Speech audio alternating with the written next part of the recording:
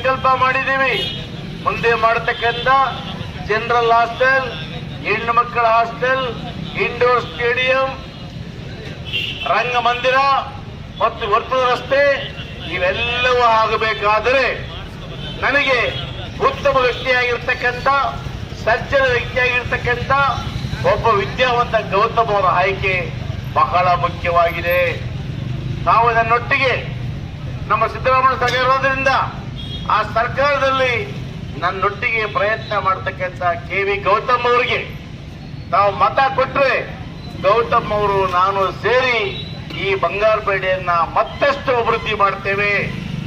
ಈ ಬಂಗಾರಪೇಟೆ ಜನತೆಗೆ ಕಂಡಿರ್ತಕ್ಕಂಥ ಕನಸನ್ನ ನನಸು ಮಾಡ್ತೇವೆ. ದಯಮಾಡಿ JDS BJP ಅವರು ಮಾಡತಕ್ಕಂಥ ಅಪಪ್ರಚಾರಕ್ಕೆ ಅವ್ರ ಕೈಯಲ್ಲಿ ಏನೂ ಮಾಡ್ಲಿಕ್ಕೆ ಆಗೋದಿಲ್ಲ. ಕೇವಲ ಅಪಪ್ರಚಾರ, ಶೋ.